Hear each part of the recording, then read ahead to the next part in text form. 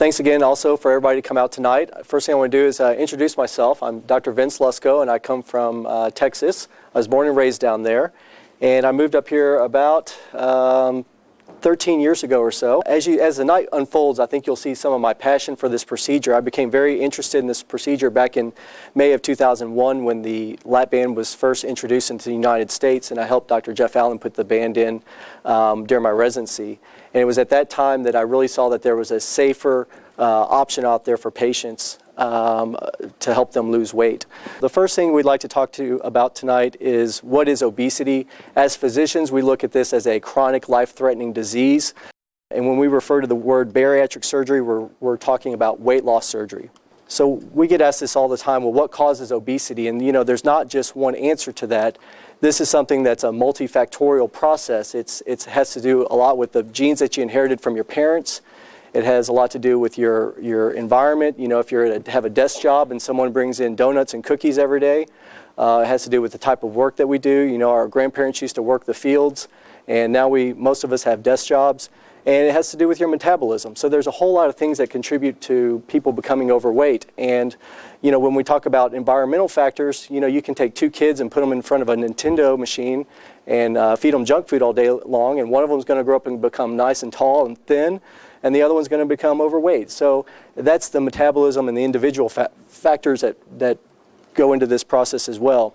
And, you know, it's no doubt that the change of our culture. You know, in the old days, our parents and grandparents used to drink these tiny little Coke bottles, and now they've become humongous, and same thing with the popcorn at the theater. So the norms have changed.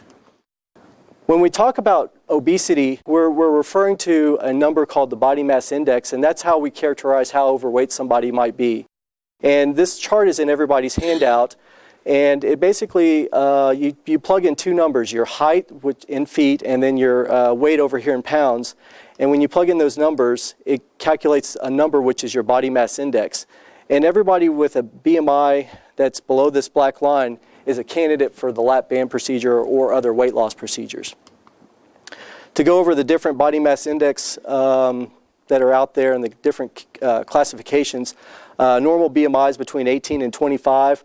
I actually fall into this overweight category of 25 to 30. You're considered obese if your BMI is 30 to 35. And then these last two categories are the people that benefit from surgery, and you've got the severely obese with BMIs of 35 to 40, and those that are considered morbidly obese have a BMI of over 40. And when you see that word morbid, that basically means you have a decrease in life expectancy, and they've done a lot of studies that, you know, if your BMI is over 40 or 45, you're not going to live as long as somebody whose BMI is a normal size. I mean, it's really very similar to taking 10 to 15 to 20 years off your life if you're morbidly obese. So this really has become an epidemic. You see it on every, you know, newspaper and magazine cover, and expose on the TVs have covered this epidemic here in the United States. The statistics out there is that 1 in 5 people in the United States is considered to be obese. And in the past 20 years, these numbers have all doubled.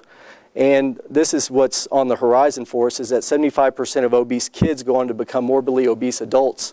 So this has a lot to do with the fact that in our schools, they've cut out physical education and the types of foods that they serve our children. Some more statistics. There were 300,000 deaths last year in the United States due to obesity as the cause of death. If you put that in perspective, there were 400,000 deaths last year due to cigarette smoking as the cause of death. So I think over time, as you see more and more Americans becoming overweight and more people stopping the smoking problem that's out there, I think you're going to see down the road these numbers are going to flip-flop. And I bet within the next 10 to 15 years that obesity is the #1 cause of death amongst Americans. And also to put this in perspective, 90,000 deaths last year were from colon and breast cancer combined, so we're talking about a much bigger problem with both smoking and obesity. Kentucky leads a lot of these categories as well. This is what we see as physicians in our office, is a lot of the medical complications related to obesity. You've got problems with breathing such as asthma and sleep apnea. There's a lot of problems with high blood pressure, diabetes. These things are all directly related to your weight. People have lots of problems with their weight-bearing joints such as their knees and their hips and their back, and that can be related to the weight as well. And heartburn. I mean, it's just about everybody out there who is overweight, has heartburn as well. So these are all very common things that we see that are sequelae of being overweight. So I'm sure most people have tried a lot of the things up here on this slide. A patient of mine brought this cartoon into me. It's Ziggy at the doctor's office, and he says it's a very simple diet. You can eat anything you want as long as you chew each bite 3,000 times. And I think it reflects a lot of the frustrations that you guys have experienced when you've gone to see your primary care doctor and you say, what can I do to help lose weight? And most of them are going to say, well, just do the Atkins diet and exercise. Or they try to say, do Jenny Craig or some commercial weight loss program. And then some people have prescribed some medications in the past that, back in the late 90s, there was the fen-phen craze, and that led to some heart problems. So, a lot of those medications have proven not to be safe long-term, and they're only good at short-term weight loss. And what we're talking about tonight is trying to help patients lose weight long-term to make those other problems on the previous slide go away. So why would someone consider to have surgery to help them lose weight? Well, the reality is that only 3 to 5% of people who attempt weight loss through diet and exercise alone are successful long-term. So that's the main reason that we have developed these programs to help people lose weight with surgery. Also, the National Institutes of Health, which is the big governing body, they've advocated that surgery is the most effective and the only method which results in significant weight loss long-term. And here just recently, the American Diabetes Association, which is a medical society, made up of internists and family practitioners and things like that, they've come out with a statement that said bariatric surgery should be considered for all adults with BMIs of 35 and greater and type 2 diabetes. So we're talking about people with this BMI of 35. Those are people that are roughly about 75 pounds over their ideal body weight. And so they're recommending that people be evaluated for bands if they have diabetes and they're 75 pounds overweight. So this is something that's brand new. So I want to spend a little bit of time talking about the history of weight loss surgery and some of the procedures that have been around and what's around currently. And they're broken down into several different types of procedures. In the old days, they did a purely malabsorptive procedure. It's the old jejunal-ileal bypass, where they basically bypassed all the small intestines, and these people lost a lot of weight, but they had a lot of severe liver failures, and a lot of those procedures had to be reversed. Then they came out with a purely restrictive procedure back in the mid-'80s. That was the vertical banded gastroplasty. It's not really done anymore because the staple line broke down and people had a tendency to gain all their weight back. And then the most common procedure up until a couple years ago was the Roux-en-Y gastric bypass, and that's kind of a combination of both of these procedures. It's got a little bit of a malabsorptive component, and it's got some restriction as well. This next slide shows a series of the operations that we'll talk about briefly. This is the gastric bypass here over on this side. Then you've got the gastric sleeve in the middle and the lap band over on the far left, on your far right side. But on the sleeve, this is a relatively new procedure that's done where about 85 to 90% of the stomach is stapled off, and this part of the stomach is completely removed. So you're left with this little channel of stomach left. And it's a restrictive procedure. You can't really adjust that, and you hope it's kind of done right the first time. And if you have a leak along that staple line, it's a pretty devastating complication. So we sort of look at these two operations as fairly radical type procedures. A little bit about the gastric bypass here. There's a small pouch that's created by stapling across the upper part of the stomach, and then the intestines are rerouted up to that pouch and then joined together down here downstream. This provides for good initial weight loss. I mean, it's been the gold standard in the United States for the last 30 years or so. It's mostly done laparoscopically at this time, but there's still some surgeons that do it through an open approach. And nobody's arguing that it works or doesn't work. The disadvantages of this procedure, though, is that it does require cutting and stapling of the intestines and rerouting of the stomach as well. With that, you develop a lot more complications, and these complications can be life-threatening and severe. So some of the complications you can get with this is you can get bleeding ulcers in the pouch that don't respond to traditional medications. You can have strictures or little scar tissue that forms at that junction between the intestine and the pouch where you can't eat, and it has to be dilated over time.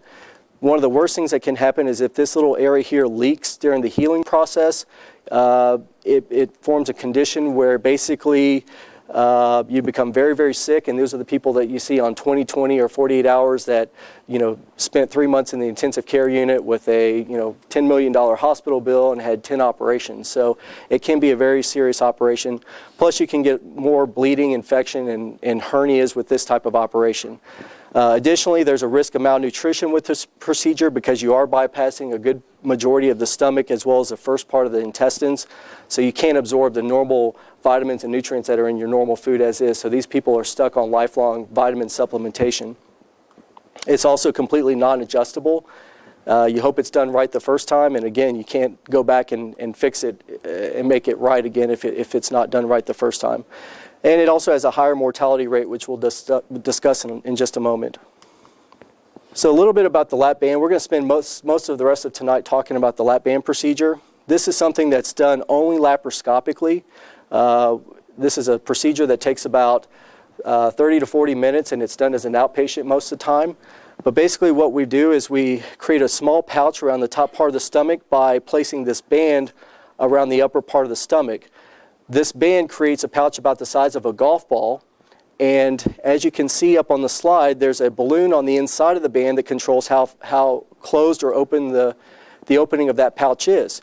So if the pouch is wide open, food's going to go right on through there. If the pouch is closed down more, it's going to provide more restriction, and that pouch is going to fill up with food and create a sense of fullness.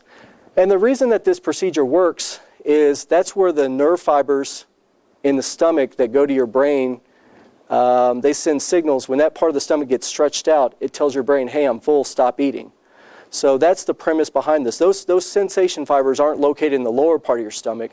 They're out there at the upper part of the stomach. So as you're eating, you stretch out that part of the stomach, you get a full sensation, and you get the urge to stop eating. With this procedure, there's no stapling or cutting of the stomach or rerouting of the intestines. It's completely adjustable, and I'll explain that in just a moment. It's also completely reversible. It's not designed to be taken out, but let's say that 5 years from now you've lost all your weight and they come out with a magic pill that you can dial in how many calories you want to absorb every day. We can go and take the band out and you basically go back to your old stomach. So it can be reversed. We don't recommend taking it out because most people, if you do take it out and you don't have a backup plan like that, most people will gain their weight back. Very low complication rate, which we'll discuss in just a moment, and a very low mortality rate. Out of the over 2,400 bands that we've done at this facility, we've had 0 deaths, so we're very, very happy with that. And there's a very low malnutrition risk with this procedure because you're basically not bypassing any of the stomach or the intestines. You're absorbing everything naturally as you are now. Some of the disadvantages of this procedure is that the weight loss is going to be a little bit slower when compared to someone having a gastric bypass. And we're talking about the early on weight loss. If you look at somebody who's 1.5 years to 2 years to 3 years out from surgery, they're going to end up losing roughly the same amount of weight as somebody who had the same riskier procedure as with the gastric bypass. You just took 2 different ways of getting there. So a lot of the gastric bypass patients will lose weight very quickly and then start gaining some of that weight back at the end. The lap band patient will lose it more steadily over time and end up at the same spot. So I sort of liken it to the tortoise and the hare. They both make it to the finish line, just took 2 different paths to get there. And you have to follow up with your surgeon to get good results. If you have this procedure done and moved out to the country and never followed up with us, it wouldn't work. So you have to come back and have to get the band adjusted, and we're going to talk about that in just a moment. This is sort of a summary slide that, again, shows the mechanism of how this works. You've got the band around the top part of the stomach. The pouch fills up with food. It slowly empties through the opening of the band. And this opening is we can control it. So as you can see, this balloon and this band has some tubing coming off of it, and that tubing goes to a port that's buried under the skin. And that port that's under the skin, that's how we do the adjustments when you come into the office. So I want to describe sort of a little bit about how we do our adjustments, because that's the most important part, I believe, in this procedure is the aftercare that you receive. So if you have a band done, it can be done perfectly, but if you're not getting the proper type of adjustments done, you're not going to get restriction, and you're going to be frustrated that you can eat too much or not eating enough, and you won't be losing weight. So the way we do our adjustments is we have you come into the office. This takes about a minute or 2 to actually do this. We have you lay down with a pillow under your back, and we clean off the skin with a little bit of alcohol. We access the port with a special needle, and then we have you sit up off the edge of the bed with the needle sticking out of you. and the needle's inside the port. And what that allows us to do is to control your band, or more specifically the balloon on the inside of the band, while you're drinking water. So what we'll do is we'll over-tighten the band and make it all the way closed off. We'll give you a glass of water to start drinking. You'll take 3 or 4 drinks of water and you'll feel the water get stuck. And we can tell that by looking at your face because your eyes will get kind of big.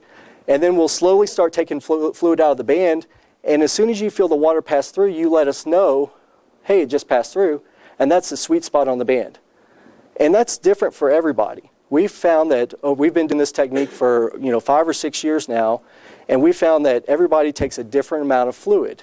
And I think that's what sets our program apart from other programs, is our ability to individualize the adjustments for each patient. And if you look at the other programs around the area that do the lap band procedure, they do these cookie cutter adjustments where they say, oh, you're here for your first fill? Oh, we're going to put in 1.5 cc's. And it doesn't matter what size you are, how much you're able to eat or what, they do the same thing for everybody. So, most of the people, they're underfilling, and then you come back in next time, you get another inadequate fill, and after you've had 3 or 4 fills, you say, well, hey, still don't have restriction, this just doesn't work. It's kind of like every other diet that I've tried in the past. So that's if you're going to have this procedure done and you're shopping around, I think that's the biggest comparison point to make is how's the adjustment done, who does it. And in our situation, your surgeon that did your surgery is doing your adjustment, not a nurse practitioner or somebody else. So we think that this is very, very important in how the adjustments are done. All right, so weight loss can change your life. You better believe it. We talked about some of the medical complications with obesity, diabetes, hypertension, reflux. The big thing about this is that all of those things are reversible. With long-term weight loss, you can get rid of the diabetes. You can improve the hypertension. Nobody with the band has reflux. So if you're considering having a heartburn operation, don't do that. Don't have a Nissen, have a band. Because not only will you have the terrible side effect of weight loss, you will get rid of your reflux completely. When we talk about diabetes, with long-term weight loss, 100% of people will improve. And the majority of people get off medication completely. So when we talk about outcomes with the band, we don't talk about, we want you to get to this weight. We talk about the medical improvements that are associated with this. And when you talk about the major problems, the major health risks in the United States, diabetes, hypertension, sleep apnea, joint pain, that is the major change that you see with long-term weight loss. That's what we're trying to accomplish with the lap band. Now, I use this picture here. This is not our patient. This is from 2001. We started our program a little bit after that. But I think this illustrates a point. We talk about weight loss surgery changing your life. Definitely changed her life. Look at her here. She's a little frumpy, a little nervous about having this done. A year later, you think her life has changed? Got the hair blonded, the convertible Mustang out back. Whole new world for her. Not only is her health in the future improved, her life has changed dramatically. This is another patient of ours. She has a co-payment of $300 a month. Now, this is reality. When you have a medical problem, when you have hypertension, diabetes, and you see your primary care doctor, how do they treat that? They put you on a medicine, right? That's what they do. And that medicine has a co-payment. And I hate to inform you, but your co-payment is not going to go down. Okay, you're going to continue to pay for your medication. What happens if you have a complication or a side effect from your medication when you see your primary care doctor? They change your medication or they add a medication to counteract the side effect. More medications, more money. This young lady here is paying $300 a month for her co-payment. A lot of these medications here, hypertension, diabetes, reflux, joint pain. She has her band done, and within 4 months, now, she hasn't reached her goal weight loss, but her metabolism has changed. Her diabetes is gone. Her hypertension is gone. She's on allopurinol. And you want to know what that's for? That's for gout. We don't do well with gout. But the rest of it, her co-payment's $25 a month. Significant difference, has changed her life dramatically in just 4 months after the lap band. Well, a couple things about the lap band. It's been around since 1993. We've only had it in the United States since 2001. Why? Because we're very slow to get things approved in the United States. I think Prilosec for reflux was out 20 years in Europe before it got here because we were worried about it. So we've had it since 2001. Over 500,000 of these have been put in, and it's going strong. And like we talked about, like Dr. Lusko said, this is a restrictive procedure, and it is reversible if necessary. Now, a well-adjusted band, what do you expect? Well, we want to see a 1 to 2 pound weight loss per week on a consistent basis. Now, that doesn't sound like much, does it? But after a year, what do we want? We want 50 to 100 pounds. That's what we want to see. And you may start out and say, wow, that's not going to put a dent in where I'm at now. But this is a long-term procedure. This is a permanent procedure. And like Dr. Lusko said, the tortoise and the hare, we're in this for the long term. We're not going anywhere. We're your doctors. We're going to treat you lifelong. We want you to reach that finish line. So we want you to lose 1 to 2 pounds a week. We expect 60 to 80% of your excess weight loss. Now, what does that mean?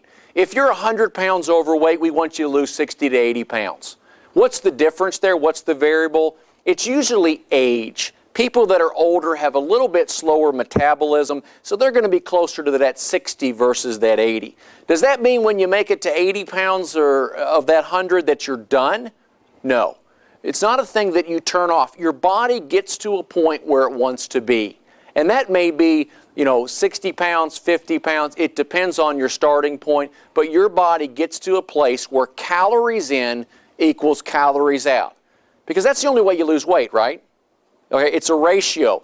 And what we're talking about with bariatric surgery, what we're talking about in the band is restricting the calories that you take in. We emphasize exercise, but in reality, exercise doesn't do a really good job, does it? Because you don't burn as many calories as you need to, and the restriction is the key to this. You're able to eat most solid foods. You may have some trouble with thick breads and thick meats, but in reality, there's a perception issue here. If your pouch is the size of a golf ball, and I get people come in all the time going, Dr. Osofka, I can't eat bread and I can't eat meat. Well, what do you mean? Well, I tried to eat a steak and couldn't eat it. Well, how big is your pouch? Golf ball. How many bites of bread fill up a golf ball? Not very many. And when you understand that, when you realize that, I can eat what I want, but not very much, when you accept that, this starts to become easy. And so when you talk to people that had the band, they say what they can't eat, ask them how much are you eating? And when they're eating more than that golf ball, then there's a perception problem here. But we expect you to eat what you want. You'll have trouble with thick breads. You're not going to have a bagel for breakfast, okay? When you chew up a bagel and swallow it, what is it down here? It's a bagel. It didn't change. It's stuck there. So we don't expect you to eat that. You can comfortably eat small, solid meals every day. You can go out to eat with your friends. You're going to make them all jealous because you're going to have the kids' meal or you're going to eat off their plate, and they're going to say, well, you got to eat more than that. You're not going to be able to live off that. And you're going to say, I'm just fine because you've had a band. There's no limitations of liquids. We've talked about you can have all the liquids you want to between meals, but the key to this procedure, the way this works is a couple things. One, you can't drink liquids with your meals. Okay? When you go out to O'Charlie's and you have a glass of tea, by the end of the night they've given you about 7 or 8 gallons of tea. And that's our normal. You're going to learn that you don't need that. That you're going to eat solid food that's going to fill up your pouch, and that's going to keep you satisfied. So you're going to learn not to drink with your meals. I know that sounds crazy right now, but actually that's the easiest part to this. You're not going to drink after your meals for about an hour, because as soon as you take the first drink, you wash everything through the pouch. We want that to sit there, because the goal is not only that you eat a small amount, but it stays in that pouch and empties slowly. And by the time it's empty and you're hungry, what time is it? It's time for your next meal. So you're not snacking between meals. But between meals, you can have anything you want, but it can't have calories. Okay, you can have unsweet tea, Crystal Light. They actually make Powerades now that have no calories.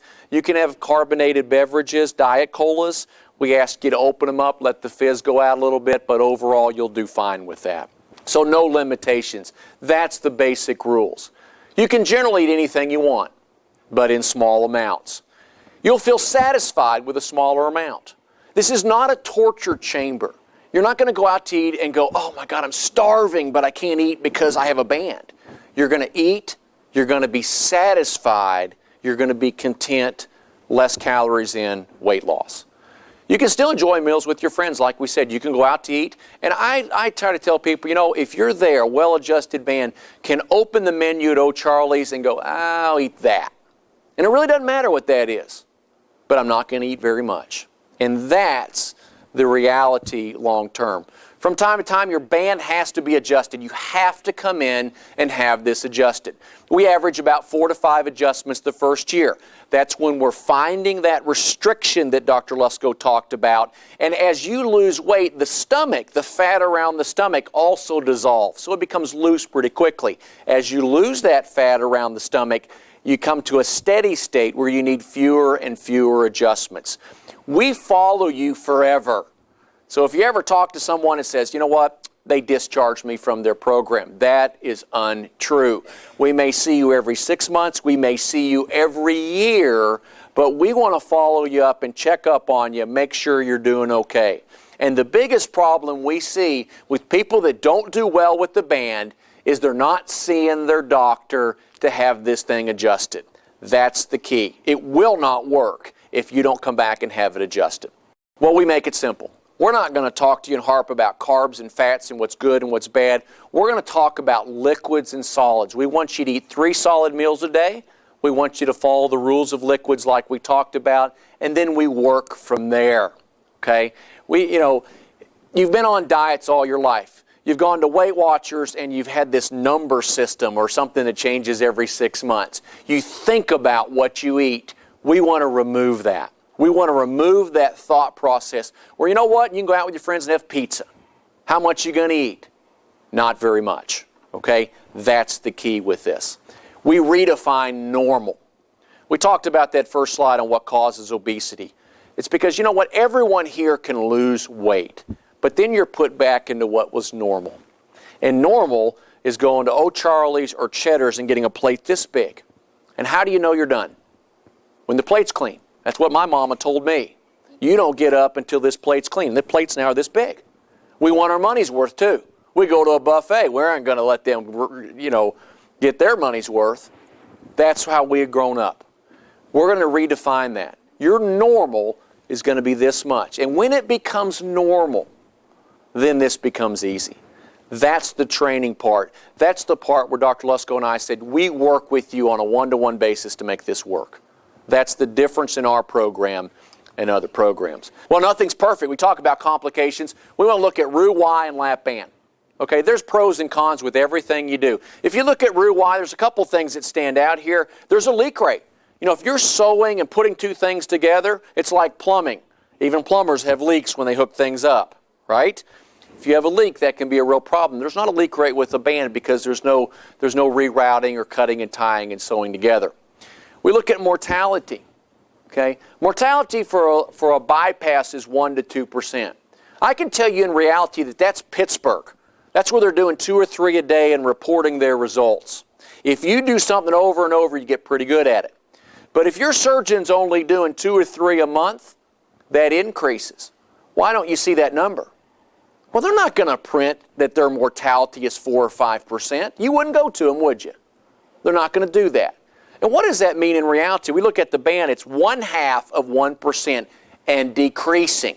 Where did we have those problems? That was back in the day when this procedure took about 3 hours, okay? And anytime an obese person is having surgery, there's a risk for blood clots in the legs, and those can go to the lungs. Nowadays, this procedure takes about 45 minutes. It's done as an outpatient. We expect you to go home. We have you walking the halls that afternoon. If you're walking the halls, you're only a 45-minute procedure, very low chance of a blood clot. And so that's going down. So what does that mean in reality? Well, mortality is the death rate. And when you look at that in reality terms, if I was a surgeon, I'm busy. I'm doing everyone in the country, okay? And I'm doing bypass. Let's say I'm at Pittsburgh. I got a pretty good mortality rate, 1.5%. All right, I operate on everyone with a BMI over 40. That's 8 million people. All right, that first year, 120,000 don't make it. That's not bad. That's 1.5%. Compare that to the band.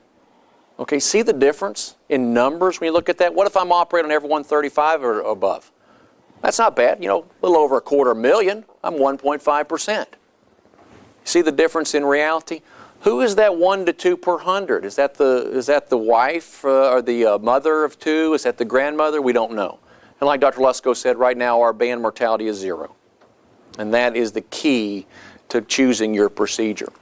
We have complications with the band. There's a couple things we see. One of them is going to be a slip. Now, a slip is where the stomach kind of scoots up under the band and creates a larger pouch. That's something that usually we discover in the office. You're not out eating with a friend and go, oh, my band slipped.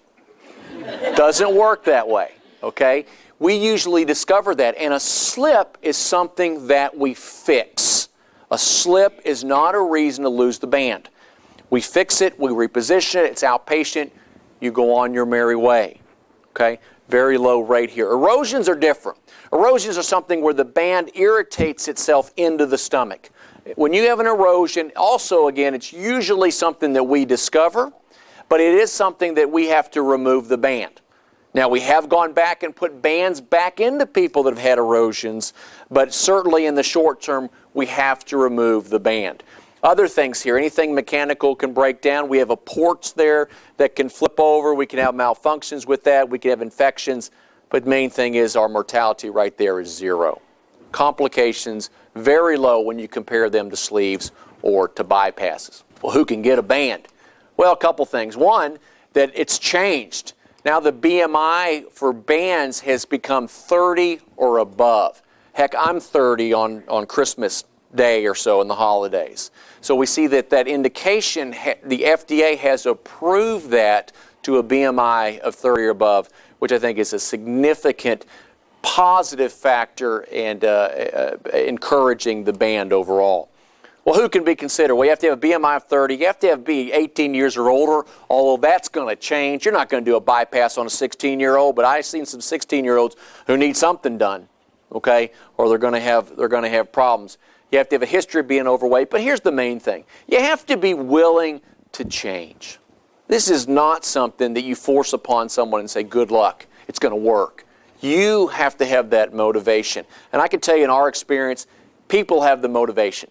We have them fill out a list on what they've done to lose weight, and I know darn well that every one of you have tried many, many things to lose weight, and that's why you're here. And so you have the motivation. That's 50% of it. Now you need the tool, and that's what the band's going to be.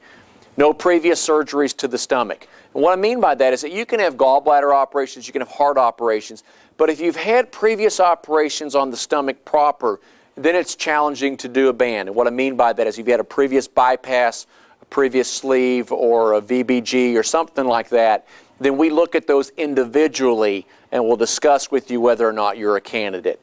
But other than that, there's very few contraindications for a band.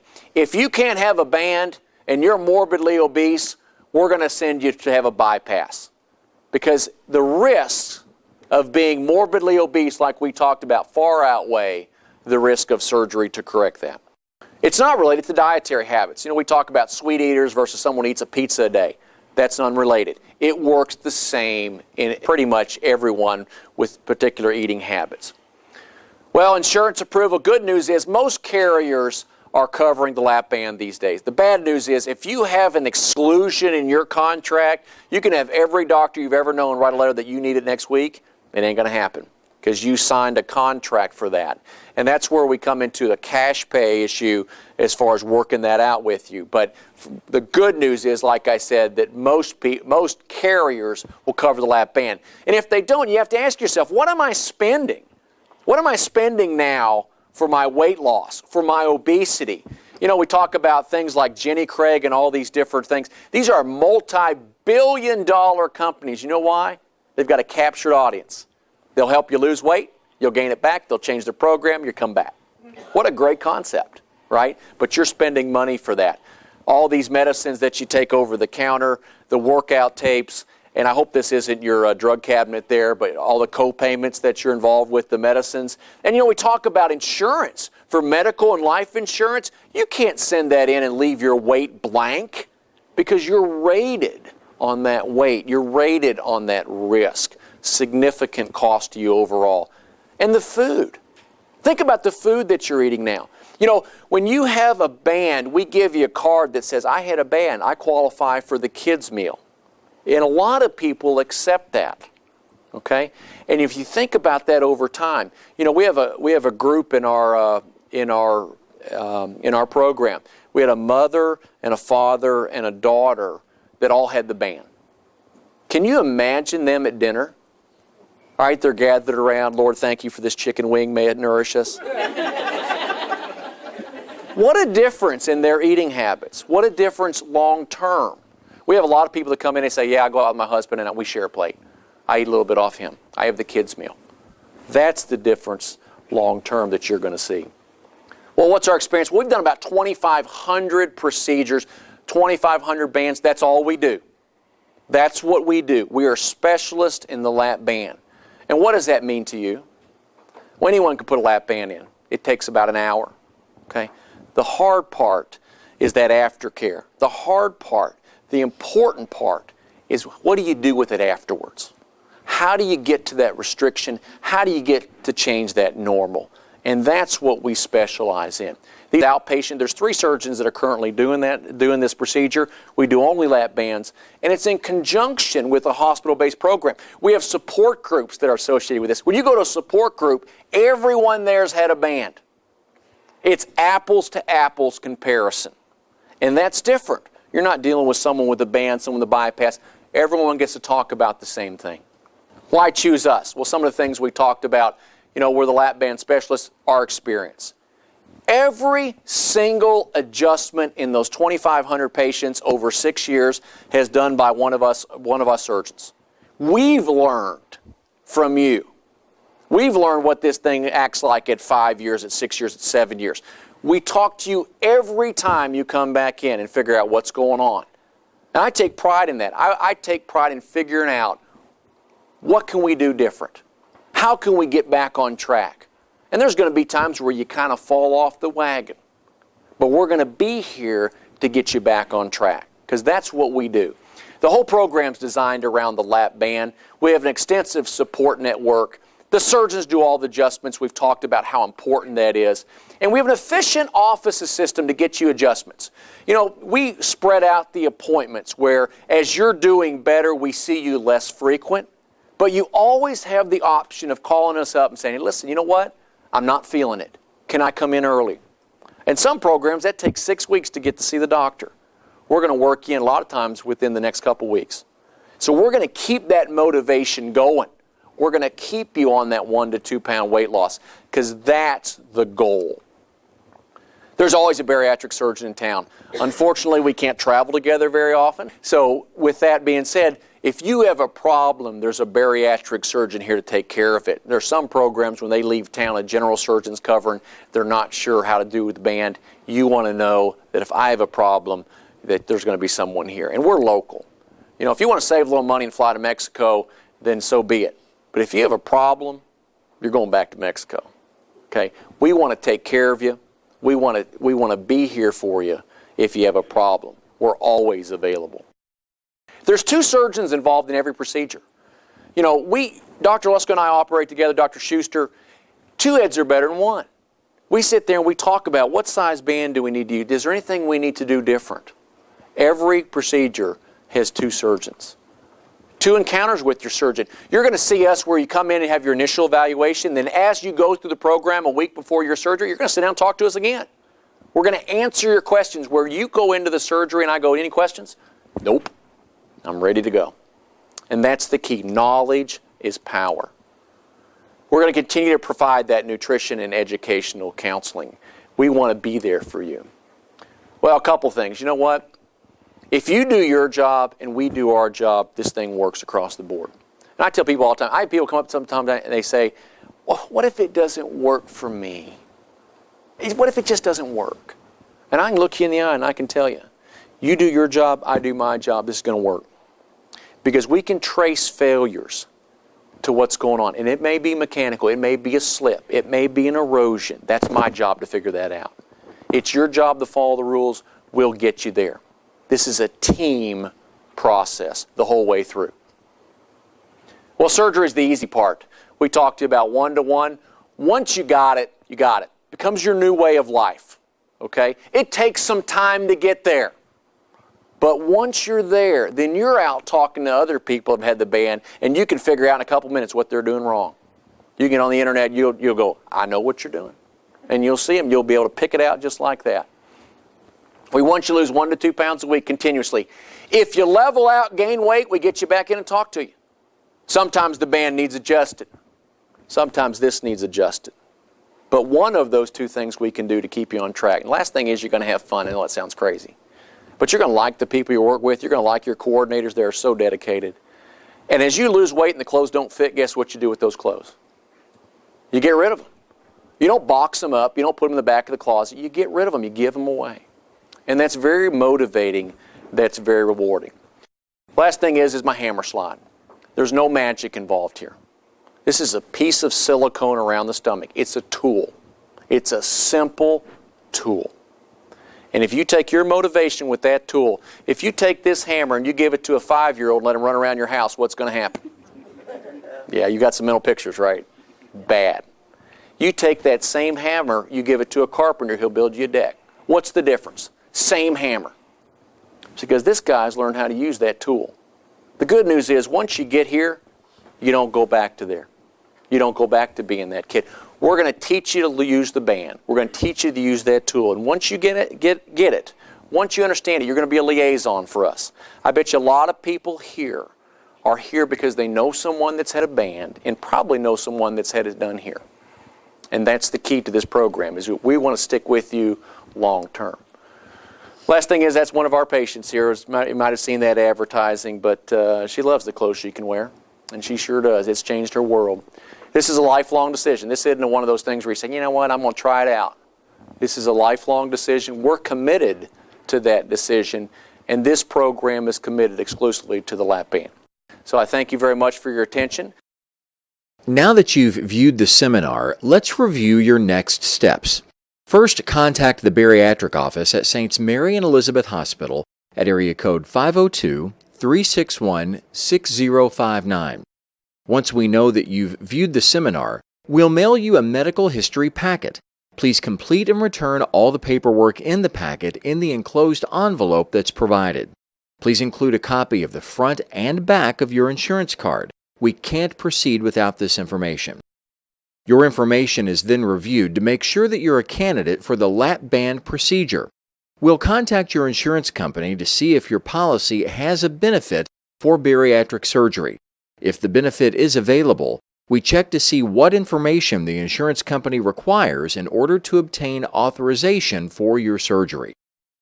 Within 2 weeks of receiving your paperwork, the bariatric office will contact you to review your insurance benefits and criteria. At that time, we'll also give you the information you'll need to schedule your initial consultation with one of the surgeons. Louisville Surgical Bariatric Associates will notify the bariatric office at St. Mary and Elizabeth Hospital stating that you've been evaluated and that you're a good candidate for the procedure. The bariatric office will then work with you to schedule any necessary evaluations and guide you in obtaining any documentation that your insurance company requires. Once all of the reports and documentation are obtained, the bariatric office will submit the request for authorization to your insurance company. It generally takes 3 to 4 weeks for the insurance company to review your case and issue a determination. When the written authorization is received, the bariatric office will contact you to schedule your preoperative testing and education, your second visit with the surgeon, and your surgery. Please feel free to contact the bariatric office if you have any questions or need further information regarding the program.